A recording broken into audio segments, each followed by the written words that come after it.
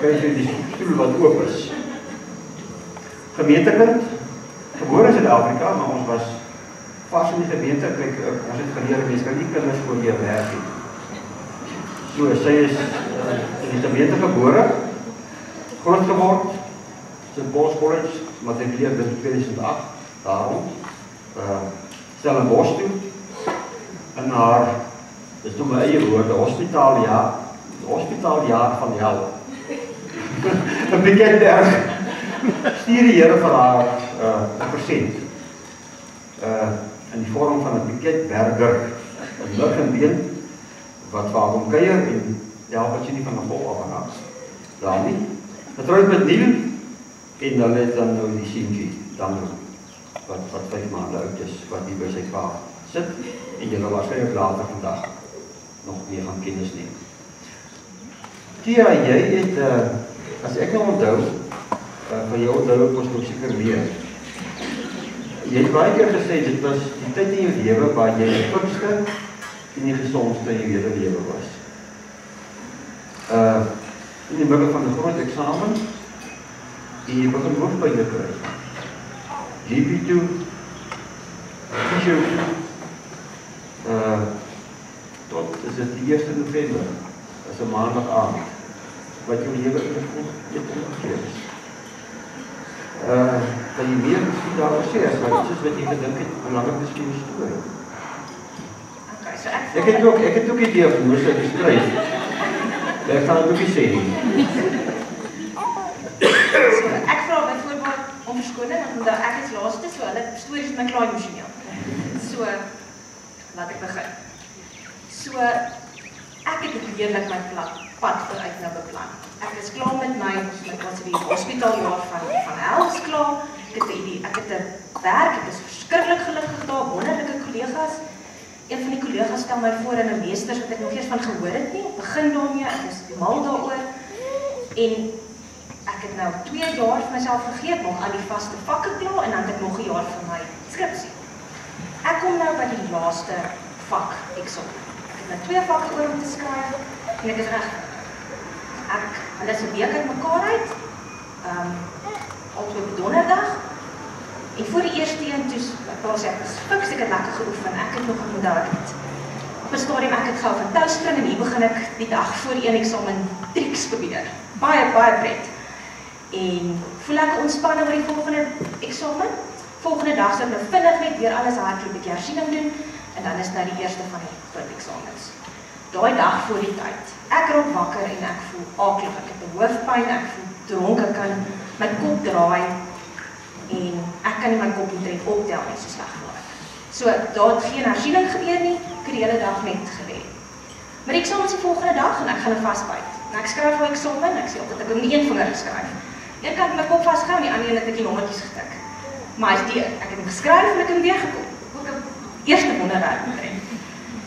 Die week daarna as ek die volgende vak skryf, maar ek het geweet, ek kan hom nie skryf soos ek hierdie een geskryf het nie. En ek dink eers ek het 'n attention headache van daai voor die tyd se oefen, ek gaan op sy fisio toe, en dit voel so bietjie beter, maar nie eintlik nie.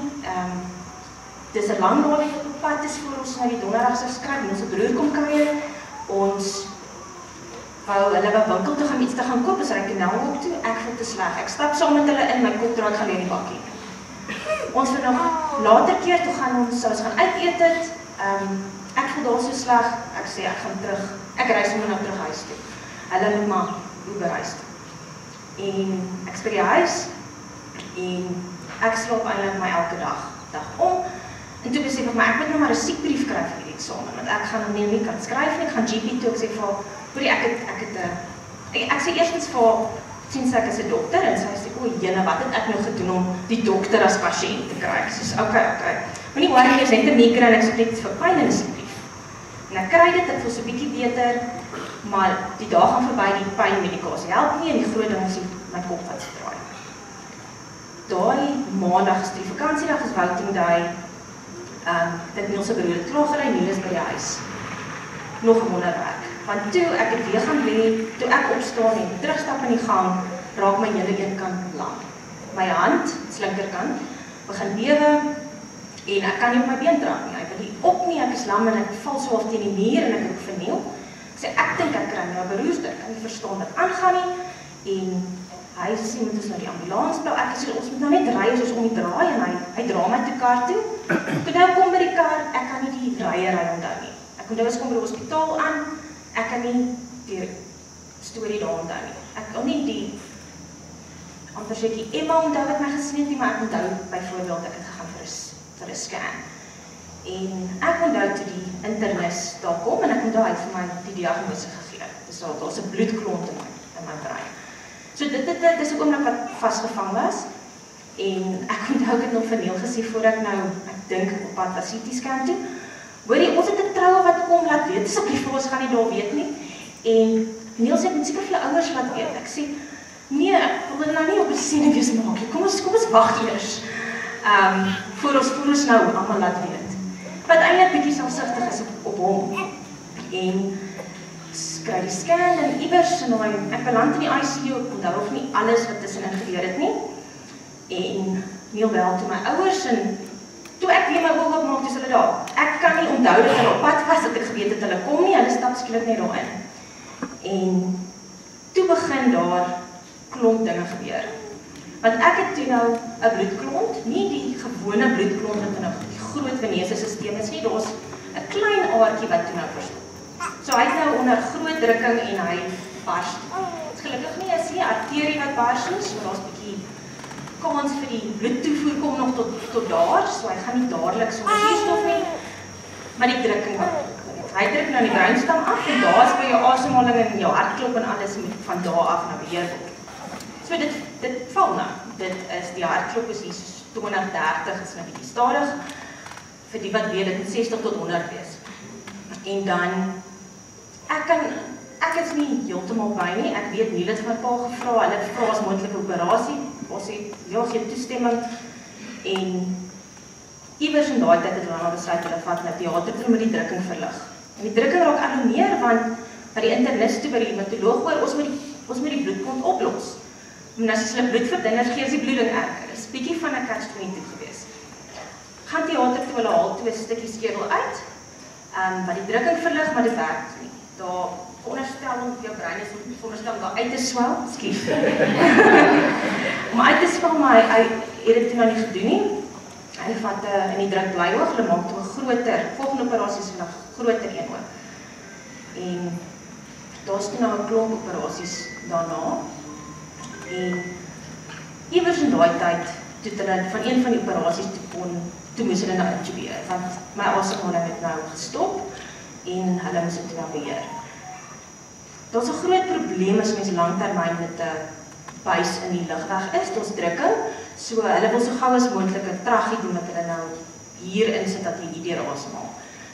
En dit is ook bietjie van 'n wag, want die oorneus en keel dokter was vas met 'n ander operasies in 'n groot skuur gewees.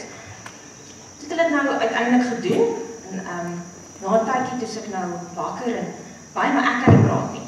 Dit is nou hier, niemand verstaan wat ek sê nie. Ek is baie frustreerd want ek wil net die almal moet weet. Ek onthou baie, dit is eintlik baie snaaks want ek in my kop is ek besig om die hele vloer op te gooi.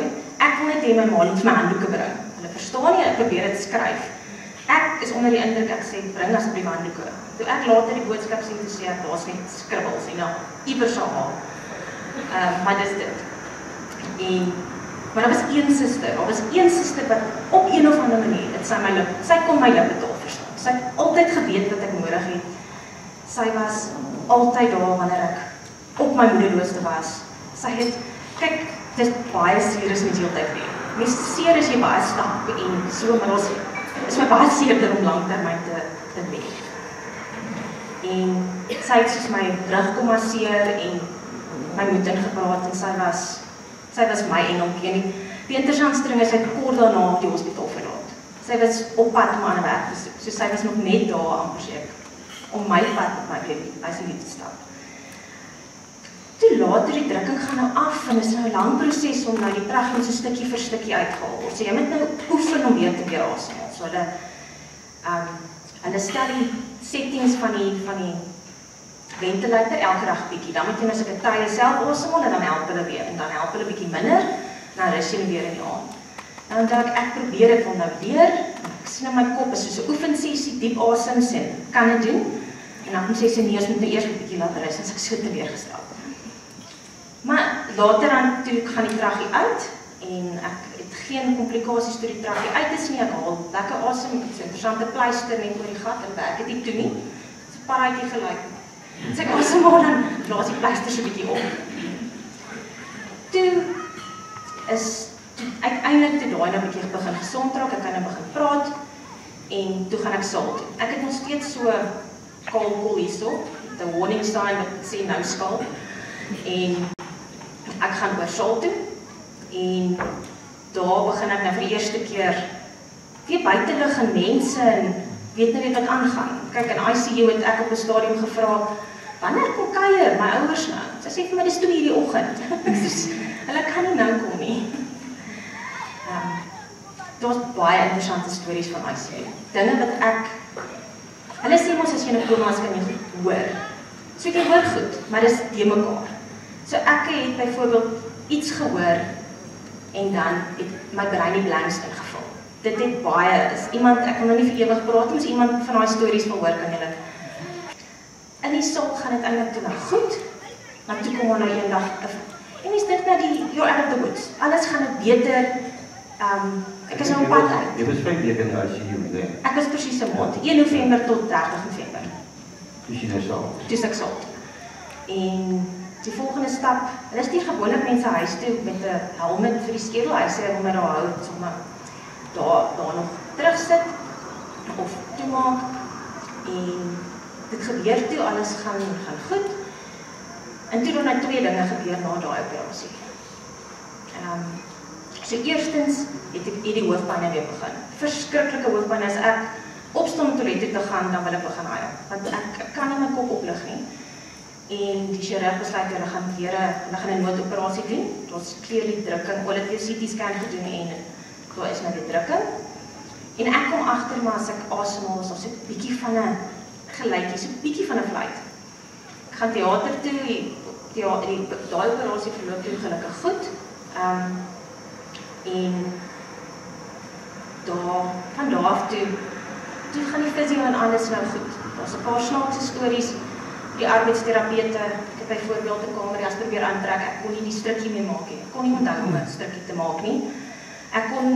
My een kant was baie dom, ek het probeer 'n broek aantrek, die een pyp, ek kon nie die een kant aankry nie, so ek het elke keer altyd weer in dieselfde gat. So sê die arbeidsterapeut vir my, ek het alweer 'n rokkie aan.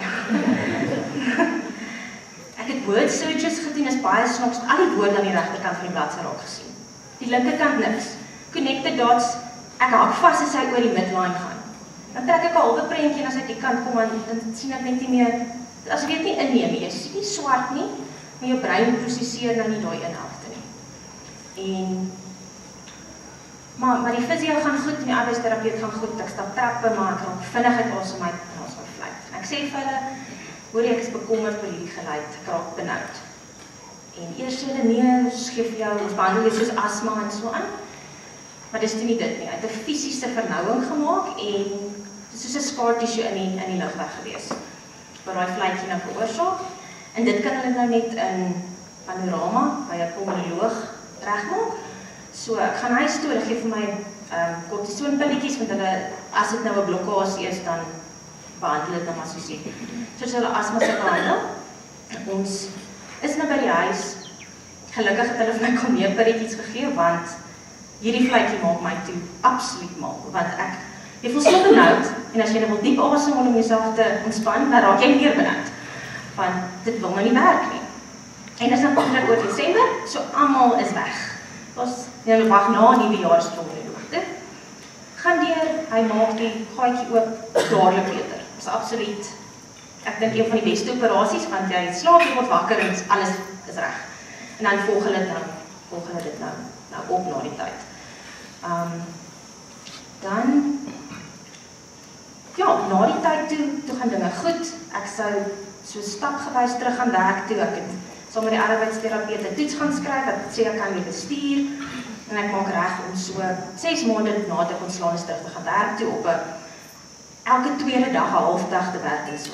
Om dag toe ek sou teruggaan, voel haar oggend nie lekker nie. Daar kry ek een bel van die omeel by die bure, hulle vat my hospitaal tot in die tyd dat ek daar kom, tot ek my eerste epileptiese aanval. En dis waar die pad toe met epilepsie begin. Elke keer wat jy nou 'n seizure kry, dan is dit 6 maande wat jy nie mag bestuur nie. Dit raak bietjie frustrerend, veral as jy nou in daai naby aan die einde van die 6 maande begin jy weer van voor af. Maar na baie trial and error kom ek tot 'n HP-medikasie wat werk. Hy het neeweffekte, al die epilepsie-medikasie maak jy maar bietjie stadig. Hy werk mos nou deur jou neurologiese stelsel bietjie te onderdruk dat jy nie 'n seizure kry nie. So ek is vir jaar lank besig met die epilepsie-medikasie en so aan. En uiteindelik na 'n jaar, dis ek nou reg, ek gaan nou my laaste vak skryf en dat ek nou die tesiese vakke klaar kan later oor die projek worry. En nou eksamen gaan goed, hulle het vir my ekstra tyd gegee, ek maak net klaar en ek is daarom toe gelukkig deur. En toe gaan dinge goed. Ek het lang sonder enige probleme lekker terug by die werk, na so 'n paar maande goed aangepas. Toe bedank my kollegas, ek is alleen en dit gaan actually goed. Ek is baie gelukkig daar. En grootste wonderwerk, ek raak swanger. Dit is so dankbaar vir daai wonderwerk wat daar by my man sit. Maar dat het baie probleme gekom met die epilepsie. Ek dink vir hom baie grys hare gegee, of baie minder hare. Jammer. Maar teen die einde toe die medikasie nou reg. Boeta is gebore, gesond, wonderlike, sonde babietjie. Ek kan baie praat. Ek sê altyd, my man is iemand van min woorde, maar ons kan nie altyd so baie praat soos ek nie, maar ek kan net by Lizaan aansluit en sê, toe sy na haar chemo begin het, dit was ook in die plek waar ek gewerk het, maar toe is ek nou klaar gewerk daar. Dit is my so ironies. En is ook in 'n tyd dat ek nou na my seizures nie kon bestuur nie. In my hart was so graag daar gaan inloer. Ek was elke tweede dag by daai koffieshop in, toe ek daar gewerk het. En nou toe jy daar was, toe kon ek jy daar weet sien. Dit was vir my so hartseer dat ek jy daar kon inloer nie. So, maar ek het altyd aan jou gedink. Terwyl jy gepraat het, ja, ek besef dat elke keer ding wat jy vertel het ek geweet. En dit was, dis wat my uitstaan vandag hier so, die feit dat as jy swaar kry, kan jy dit deel met die mense rondom jou. En dan moet mense rondom jou wees, jy weet, jy moet dit deel maak daarvan. So ek het eintlik elke ding wat jy gesê het, het ek reeds geweet, of jou ma, of jou pa, of ons gebedsgroep het daaroor gepraat en gebid. En die slange met julle al 4 wat daar sit, omdat ons julle ken, het ons vir julle gebid en dis wat ek is, dit staan maar. Ek gaan enige boek skryf oor Tia se storie. Ek het 'n ander kyk na dokters gehad, want die dokter wat eendag ek daar aankom, toe gaan al die masjiene af en ek gryp die dokter so en ek sê, dokter, wat gaan aan? Toe sê, ons val dit nou uur vir uur, ons val dit minuut per minuut. Jong, as die kind gaan dit nie maak nie. Toe gryp ek hom so toe sê, dit sê jy nie vir 'n mamma nie, nooit vir 'n mamma nie. En ek onthou toe Tia hulle ingestoot is na die gewone saal toe sy inkom, toe sê sy, mamma, ek kan die hemel sien. Dit gaan die titel van my storie ene wees, mamma, ek kan die hemel sien. Want sy die eerste keer in die ICU sien jy niks nie. Die laaste storie wat ek vertel is die skoonseun van my. Hy was elke liewe dag daar. Elke dag dat sy net self begin Engels lees. En het daar gesit elke liewe dag. En ons het so, as my man nie daar was, ek het vir 'n week lank nie my kind besoek nie. Tot Hendrik eendag vir my sê, Josie, jy moet kom en jou kind kom groet. Toe sê ek, gaan my kind groet nie. En ja, daar sit my kind. Hierdie klein wonderwerkie nieuw. Baie dankie dat jy my kind so ondersteun het. Dankie vir Hendrik. Ek het ook eendag gebel en ek sê, van Boetie, jy moet kom. Daar is vir by die theater. Hy sê, mamma het my thesis present. Toe sê ek, Boetie, jy moet kom. Mamma gaan dit nie maak nie. Anja het in die ICU ingekom, sy sê, hallo mense, ek is hier. Sy sê, eindelijk is die ICU. Sy Anja het 'n verskil gemaak in die ICU. So baie dankie vir die mense in my lewe wat ook vir my gehelp het om hierdie krisis te kom. Was daar 'n tyd wat jy ervaring gehad het dat God nie by jou is nie? Daar was 'n baie spesifieke oomblik wat ek kan onthou. Ek weet net ek het baie sleg gevoel. Ek was naar en het heeltyd opgegooi. Ek weet nie waar ek was of dit in theater of dit voor of na die operasies was nie. Maar ek het net so sleg gevoel. En daar in daai oomblik het ek actually vir God gesê, genoeg is nou genoeg. Ek is klaar. Ek het nou genoeg gehad. En 'n baie vreemde ervaring is, ek het amper gesê, okay, hier kom ek. Ek gaan nou my laaste asem uitblaas. Maar ek weet nie hoe om dit te doen nie. Ek dink ek gaan probeer aan die slaap raak, maar ek is klaar in 'n koma, so ek slaap eintlik al klaar. En ek bid vir God soos ek is nou regtig, ek het genoeg gehad en hy kom doen niks nie. En daai volgende oggend toe dis dit nou verby, ek word wakker en ek is uitgeput, dit was nou al 'n moeilike, ek weet nie of dit 'n aand was nie. En dan kom 'n arbeidsterapeut aan. En eerstens sy is in 'n slegte by en ek sê vir my ek wil nie vandag saamwerk nie. En sy sê maar ek het nou nie 'n keuse nie. Want toe van daar af, toe sê sy okay, gaan nou sit. En toe sit ek in die stoel en toe voel ek klaar beter. En alles van daar het net so stukkie vir stukkie beter gegaan. Maar ek het net in 'n oomblik gevoel soos luister nou, ek is klaar. Ek het genoeg gehad. En toe clearly was dit net, hy was daar, maar ek het besluit ek gaan nie nou vir jou luister nie. Hy is nog nie klaar nie. Het was so nie die einde van 'n pad, dit was 'n omdraai. Dit was eintlik 'n omdraaipunt en 'n vars begin in 'n manier. Wat aansluit by daai momente wat ek eintlik baie voor gelag het as ek nou terugkyk. Toe jy nou al so was dat jy nou al weet dat jy nou uit die hospitaal uit is en so by die huis is. Dat ons mos klap nie kan ons wat ek al gesê, jy kan 'n week daar gaan bly. Net om 'n bietjie weg te kom want jy kon nog nie terug gaan werk nie, maar jy was heeltemal weet aansienlik beter. En toe kry jy mos COVID. Ja, en COVID is eintlik al verby gewees. Ja, heeltemal laat. Toe kry jy dit by jou liggaam toe, maar jy is moeg en so aan en toe ons vir jou daaroor vra. Toe sê jy vir my jy het vir die Here gesê hierdie was nou onnodig. Ja. Ja. So weet na al daai weet swaar goeders kom hierdie onnodige dingetjie nou by. Maar uiteindelik soos ek sê was dit ook maar deel van die gesond word. Ja. Presies, ja. En dit was eintlik in 'n oogwink, dis daai ook. Dit was eintlik so klein klippie in die pad. So Neil is iemand van min woorde. Hy weet dit en dis hoekom ek dink sy aksies altyd wat hy doen sê so baie. En hy het dadelik ingespring toe ek nodig gehad het vir hom te help. En die groot ding is hy was elke dag daar. Hy was elke dag daar. Hy het elke oggend 6:00 ry Ketberg toe. Ry dieselfde dag terug. Hy kom 6:00 in die Parel in, dan sit hy langs my bed tot 8:00 toe wanneer besoektyd verby is. Ek gaan na huis toe. Volgende dag doen hy het alles weer oor. En hy het vir 2 maande elke dag 120, 130 kilos in die oggend, 130 kilometer terug gewerk en dan kom sit by my. En dit het my neergedra as ek dink hy kan besef. En wat ook vir my uitgestaan het was toe mamma eendag vir my vertel het hoe hy pappa gebel het. En dat hy snot en trane oor die foon gehuil het daardie aand. Is ek reg? En hy is nie iemand wat sommer breek nie. En dit was amper vir my meer emosioneel as ek aan my eie storie terugdink. As ek dink daai oomblik wat almal moes uitvind, dan voel ek so verskuldig. Dat ek vir almal so baie stres veroorsaak het.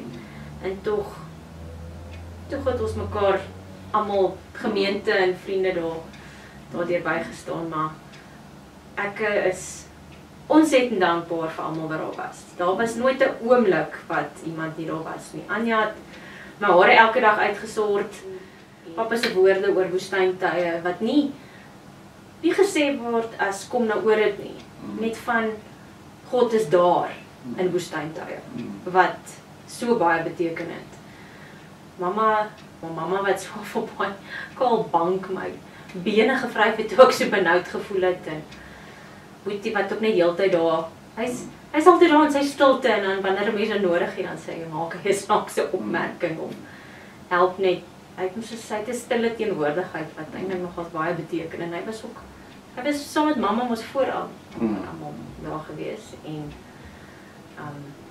mamma wat ook sy het daar vrees van die ICU oorkom en pappa het daardeur dit